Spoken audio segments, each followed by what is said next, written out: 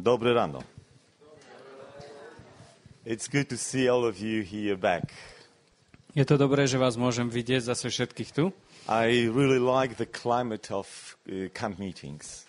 Veľmi mám rád tú klímu táborové zhromaždenia. It's something different than the gathering in the church. Je to niečo úplne iné ako zhromaždenie vo zbore. It's so nice and being close to the nature, it's really good for our spiritual life. Pre náš duchovný život je to naozaj veľmi príjemné byť tak blízko v prírode. Today I would like to change a little bit the formula of our worship. Dnešný deň by som chcel zmeniť trošku formu našej práce. Yesterday I was mainly preaching. Včera som po väčšine kázal. And we had only one occasion to discuss things. A mali sme len jednu príležitosť, aby sme diskutovali. Today I would like to change this pattern. Dnes by som to chcel zmeniť. And I would like to invite you right now to create the groups. A tak by som vás chcel pozvať, aby sme hneď teraz na začiatku vytvorili skupinky. I know that it will cause a little bit problems because we have to stand up and look around and reformat the chairs. Viem, že to je trošku problém, lebo sa budeme musieť postaviť a trochu tie stoličky tu prekladať. But I would like to ask you to create the groups of, let's say, 8 people. Ale chcem vás poprosiť, aby ste vytvorili také malé krúžky do 8 ľudí. And I would like to suggest that choose people who are not from your own church. A chcem vás poprosiť, aby ste do tej skupinky si vybrali ľudí, ktorí nie sú z toho istého zboru. It will be good to create these multi-location groups. Bolo by dobré, aby tie skupinky boli multilokačné, to znamená, aby boli v nich ľudia zastúpení z viacerých zborov. We will be discussing different things. And you know, sometimes we know the point of view of our husbands and brothers and pastors. It's good to have a broader view. Budeme diskutovať rôzne veci a niekedy je dobré, aby sme to videli z pohľadu bratov, sestier, aby sme mali viacej možností. Dobre? And it's really important to mix people from different areas, from south and from north, from west and from east. A veľmi dôležité je, aby ste v tých skupinkách sa namiešali, aby ste tam boli zo všetkých oblastí Slovenska, z východu, zo západu, zo stredu, aby ste sa viacej dozvedeli. Beautiful. Dobre, takže výborne, už to asi bude. I like to see the small groups. Veľmi rád som, keď môžem vidieť malé skupinky. You see, why the bone is strong? Why the bones are strong? Či viete... Ja viem, čo mám povedať, len čakám, že či vy ma počúvate. Takže sa už utišíme. Brat chce vysvetliť, či viete, prečo sú silné kosti. Why the bones are strong? Čím sú kosti, čo robí silu tých kostí? Vápni, kalcium. Okay. Imagine that the bone will be a solid calcium. Predstavte si, že by kosť bola len samý vápnik. Would it be strong? Bola by pevná?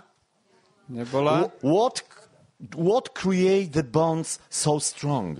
Čo spôsobuje to, že kosť je taká tvrdá a pružná? Well, maybe not pružná, but there is cells in the bone. Sú tam nejaké bunky v tej kosti. The cell is a collection of little tiny cells. A každá tá bunka je vlastne takou sústavou takých veľmi malých prvkov. Then the bone is light and very strong. Kosť je v podstate veľmi riedka a pritom je veľmi pevná. When the church will be strong. A kedy bude cirkev, zbor, veľmi pevný? We will be talking today about this concept of small groups of cells.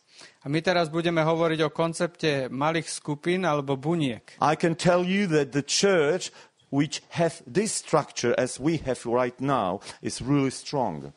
Keď cirkev, zbor má takú štruktúru, ako my máme teraz, tak vtedy je veľmi pevný. I would like to ask you to open the meeting with sharing among you two questions. A chcel by som, aby sme na začiatok spolu v tej skupinke diskutovali dve otázky. First, Tá prvá, what do you hope to gain from this week? takže čo očakávate tento týždeň? What is your expectation? Aké sú vaše očakávania? What would you like to take with you back home? Čo by ste si odtiaľto chceli so sebou odniesť domov? And the second question is, A druhá otázka je, do you want to plant a new church? chceli by ste založiť niekedy raz nový zbor? I remember in my life when I get married Spomínam si v mojom živote, keď som sa oženil and when I started to talk with my wife about serious topics. a keď som začal so svojou manželkou preberať veľmi vážne témy. And we started to plan the family. A začali sme plánovať rodinu. You know, sometimes it happened that people don't plan. Niekedy sa to stane, že ľudia neplánujú, They are just do it. len to jednoducho urobia. But I'm pretty sure that probably most of you in your life plan the family. Ale som presvedčený, že väčšina z vás vo svojom živote ste plánovali rodinu. How we organize the home. Ako zorganizujeme ten domov, When we will have the first kid. kedy by sme chceli mať prvé dieťa, How we arrange budget. a ako zorganizujeme ten rozpočet okolo toho. It's a serious stuff. To sú vážne veci. You see, God, first of all, He created the environment. He prepared everything. Viete, Pán Boh na začiatku pripravil prostredie, vytvoril všetko dookola. And when everything was prepared, A keď bolo všetko pripravené, then He placed Adam and Eve in the Garden of Eden. potom až umiestnil Adama a Evu do záhrady Eden. And then you know this famous scripture, A vy poznáte to známe, what God said to them. čo Pán Boh im povedal. Čo povedal?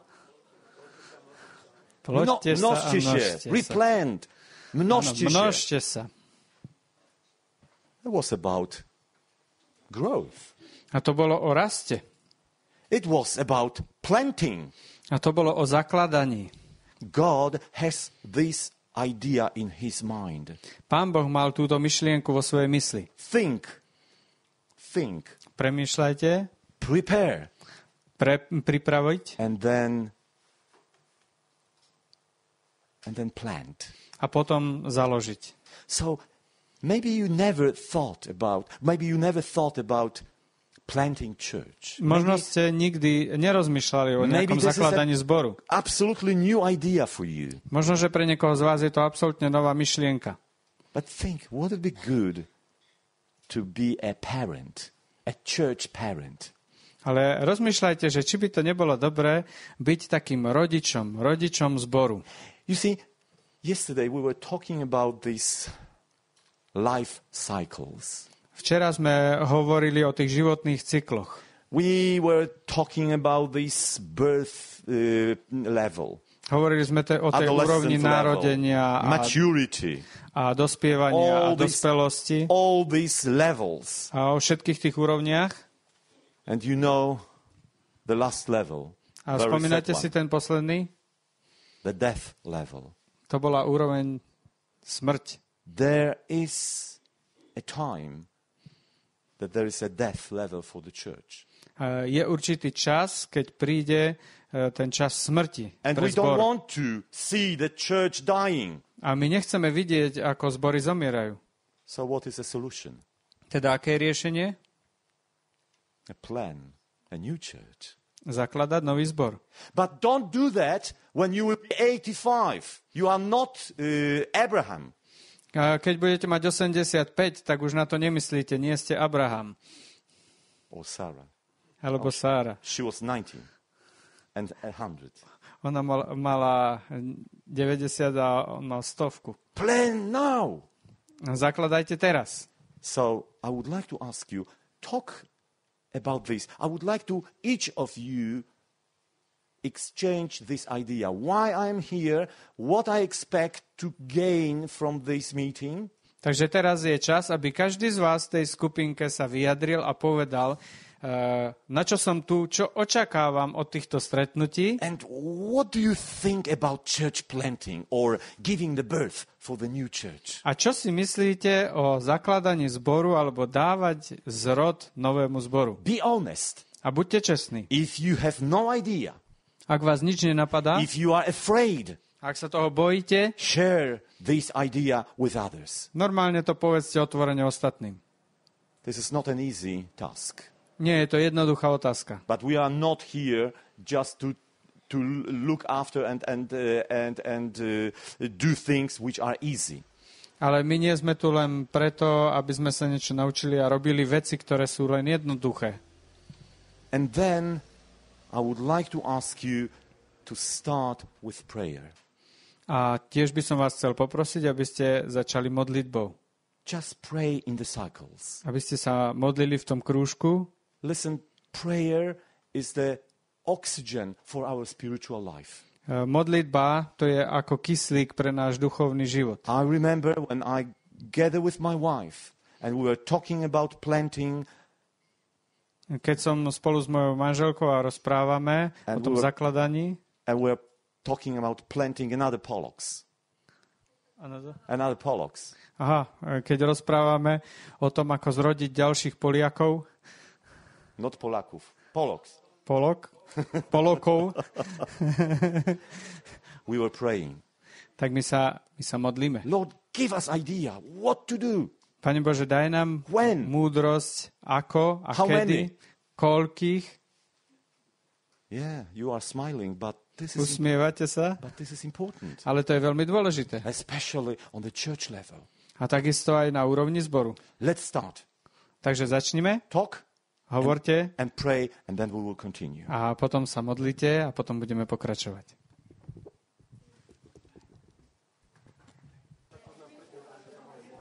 Okay. Just stay as you are, in groups. We will be working today in groups. Takže ja vás chcem poprosiť, aby ste ostali sedieť v skupinkách, aby sme už ukončili tú diskuziu a dnes budeme celé dopoludnie takto sedieť a pracovať.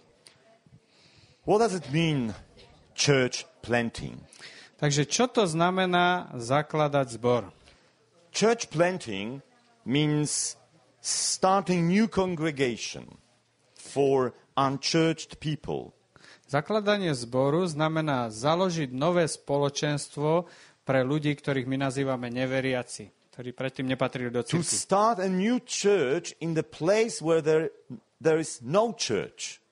Alebo zakladať zbor znamená založiť zbor na mieste, kde dovtedy zbor nebol. This is not something which is relevant to people in certain areas, but it's relevant to us. A nejde len o to urobiť niečo pre ľudí, ktorí sú na inej oblasti, ale niečo, čo je veľmi dôležité aj pre nás. Very often we think that planting church means doing good for other people. Niekedy myslíme na to, že zakladanie zboru to je to, že robíme dobre pre druhých ľudí. Planting new church is something what we are doing for ourselves. Ale v prvom rade založiť nový zbor znamená to, že robíme niečo dobré pre sami seba. A commitment to start a new congregation may actually help a church defy the old age. To rozhodnutie založiť nový zbor pomáha samotnému tomu zboru, aby si zadefinoval svoj vek. Yesterday we were talking about these different level of our spiritual and church development.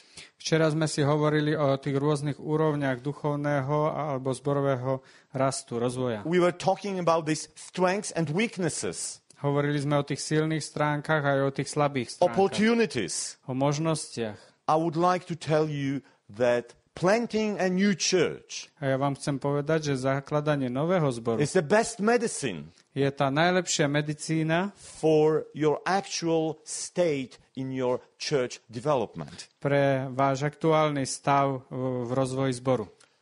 I would like to tell you that there is no one way to start a new church. A chcem vám povedať, že neexistuje len jedna jediná cesta, ako zakladať nový zbor. Sometimes we think that someone from other country have to come to tell us how. A niekedy si ľudia myslia, že niekto musí zo zahraničia prísť, aby nám povedal, ako na to. I remember when I was working in Poland, we were always waiting for somebody from abroad to bring a ready-to-use recipe. A keď si spomínam, že keď som žil v Poľsku, tak stále sme čakali na niekoho, kto príde zo zahraničia a donesie nám zaručený recept. In fact, planting a new church calls for use a variety of ministries. Ale je faktom, že zakladanie zborov nás vedie k tomu, aby sme si uvedomili tú rozmanitosť možností a služieb. Including home Bible studies, Sú v tom zahrnuté domáce biblické skupiny, small groups, malé skupiny, evangelistic outreach. evangelizačné prednášky. Planting a new church is not a new idea. Zakladať zbor to nie je žiadna nová myšlienka. This is something what was based for New Testament church. To je niečo, na čom bol založený ten novozmluvný zbor. So we are here not to reveal something new, Takže nie sme tu, aby sme objavili niečo nové. but we want to go back to the scripture and see how New Testament church developed. A takže chceme sa vrátiť k Božiemu slovu a sledovať, ako tá novozmluvná cirkev sa rozvíjala. First of all, when we start to think about new church, Takže najprv, keď začneme rozmýšľať o novom zbore, some people say that the single most effective evangelistic methodology under heaven is planting new church. niektorí ľudia hovoria, že tá najjednoduchšia, najlepšia metóda je zakladanie nového zboru. I can tell you from my own experience, it's not an easy job. Ale ja vám chcem povedať z vlastnej skúsenosti, že to nie je vôbec jednoduchá práca. But probably it is one of the most enjoyable job we can do in church. Ale na druhej strane je to najradosnejšia práca, ktorú môžeme robiť v cirkvi. First of all, I would like to tell you that planting a new church is a biblical. To prvé, čo vám chcem povedať, že zakladanie zboru je biblické. This is not something what Schwartz or Peter Wagner or Peter Renfeld invented. To nie je niečo, čo objavil Schwartz, Renfeld alebo Regner. This is biblical. Ale je to biblické. When you open the Bible, Keď otvoríte I Bibliu, would like to encourage you to keep the Bible open right now. takže chcem, aby ste teraz mali Bibliu vo svojej ruke otvorenú. This great commission, Matthew 28. Otvoríme si Matúš 28 And the very end of this chapter, verse 18 to 20. a úplne na konci tejto kapitoly od 18. do 20. verša, Matúš 28, 18 až 20. Jesus is asking us to make a disciples Ježiš nás vyzýva, aby sme činili ľudí učeníkmi of every people's group on planet Earth.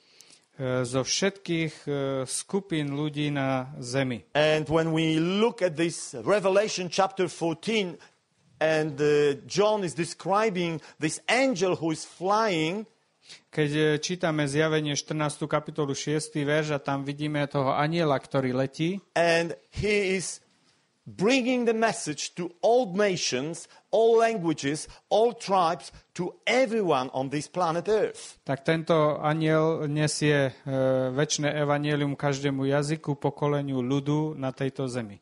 then John in 1 John 1:3 v 1. Jánovej 1:3 John is telling us that proclamation is not an end in self. On hovorí nám, že to zvestovanie nie je samo na sebe. John is telling us that we proclaim Christ in order to create a new community. On hovorí, že zvestujeme Krista, aby sme vytvorili nové spoločenstvo. Where we fellowship. Ide o spoločenstvo. So the proclamation of the gospel is not just for proclamation, it's for creating a new group and new fellowship. Takže zvestovanie nie je len na to, aby sme zvestovali, ale je na to, aby sme vytvárali nové spoločenstvo. The great apostle Paul was a church planter. Veľký apoštol Pavel bol zakladateľ zborov. He wasn't a priest who is sitting in his office. A He wasn't a priest who is sitting in his office. On nebol nejaký kňaz, ktorý by sedel v kancelárii. But he was traveling, starting new church, building the proper people who look after, and he moved to the other place. On prišiel na miesto, on tam založil zbor, našiel tam ľudí, poveril ich a potom sa zase presťahoval na miesto ďalšie. Then why we should plant the church number 2? Ten druhý bod, prečo máme zakladať zbor? It's effective and efficient. Pretože je to účinné a je to efektívne. You see, nature has taught us that it is far easier to have babies than to raise the dead. A príroda nás učí, že je oveľa jednoduchšie mať dieťa, ako skriesiť z mŕtvych. Ďakujem. It's easier to start new evangelistically minded church than to refocus existing church in existing church culture. Je oveľa jednoduchšie založiť nový živý zbor, ako prebúdzať ten už existujúci. And it's effective. Teda je to efektívne. Established churches often find it difficult to reach new people. Založiť zbor sa stretáva niekedy s tým problémom, ako osloviť ľudí. But the church plants are they find it much easier to find the new people. Ale ten, kto zakladá zbor, tak ten oveľa ľahšie nachádza ľudí. You know, yesterday we were talking that those young or early levels of church development have a big eye. This inclusiveness is great. Včera sme hovorili o tom, že tie novozaložené zbory majú obrovský potenciál. In our regular churches, very often we say, well, you have to do that and be that and gather in certain place and you have to perform certain actions in order to be in our church. V tých našich tradičných zboroch veľmi často sme odkázaní na to, že musíme ľuďom vysvetľovať, musíte robiť to. But the church plant Ale zakladanie zboru is open. je otvorené. Well, there are some problems with that. Samozrejme sú s tým nejaké problémy. But the problem is also, and we have to acknowledge that we have difficulty to invite everyone regardless. A je veľmi dôležité, že tá ťažkosť niekedy spočíva v tom, že máme problém zavolať všetkých. And the next one is that the planting a new church is a visionary job. A dôležité je aj uvedomiť si, že zakladanie zboru to je vizionárska práca. Sometimes people ask me, why we should start a new church? We have 83 churches in my church. So why to plant a new one? We have still room in the old one. Niekedy ľudia si kladú otázku, prečo by sme mali zakladať nejaký ďalší zbor, keď ešte stále máme dostatok miesta v tom našom. I remember in Warsaw, when we plant the new church, people were asking, but we still have 3 other churches. Why to start another one? Spomínam si, že v jednom meste ľudia si kladli otázku, už tu máme 3 zbory, na čo ešte zakladať ďalší? The natural life cycle of organizations, prirodzený životný cyklus organizácií, and church is not an exception, a cirkev tam nie je žiadna výnimka, leads to decline. nás vedie k tomu, ukazuje, že potom prichádza k zostupu. So when unchurched people are not coming to our churches, keď ďalší ľudia neprichádzajú do našich zborov, we have to go out to them. Potom my musíme výjsť za nimi. It's interesting to see the different dynamic in the church of the Old Testament and New Testament. Je veľmi zaujímavé všímať si tú dynamiku medzi cirkvou v Starej zmluve a v Novej zmluve. In the Old Testament, the church invited, come to us. V Starej zmluve cirkev vyzýva, poďte k nám. Come to our church. Poďte do našeho spoločenstva. Come to our sanctuary. Poďte do našej svätyne. To see how God is great. Aby ste videli, aký je veľký Boh. But in Matthew 28, ale v Matúšovi 28 the direction is different. Sa tu mení ten smer. You go to them. Ježiš hovorí, vy choďte za nimi. Look that in our churches mostly we are prepared to invite people to come to us. Vo väčšine našich zborov my sme pripravení na to, aby ľudia prišli za nami. We are not ready sometimes to go to them. Ale niekedy my nie sme pripravení, aby sme my išli za nimi. So I would like to give you one example. Chcel by som vám ukázať jeden príklad. I would like to encourage you to open the Bible. Chcem vás povzbudiť, aby ste otvorili teraz Bibliu. Book of Acts. Kniha skutkov. Chapter 11. Kapitola 11. And then in cycles, please read the verses 19 to 26. A budeme čítať od verša 19 do 26. Prosím, aby ste si to prečítali v tých skupinkách. Okay. And think about this church, what they were doing, how this church developed in Antioch. A študujte spolu, ako tento zbor v Antiochii sa rozvíjal. Čo oni vlastne robili? What sort of church it was? Aký druh zboru to bol? You said we have to look at some examples. My veľmi potrebujeme všímať si určité príklady. And sometimes we are looking at the examples around us, but we have to today look at the example from the book of Acts. Niekedy pozeráme na tie príklady okolo nás, ale teraz sa budeme pozerať na ten biblický príklad z knihy skutkov.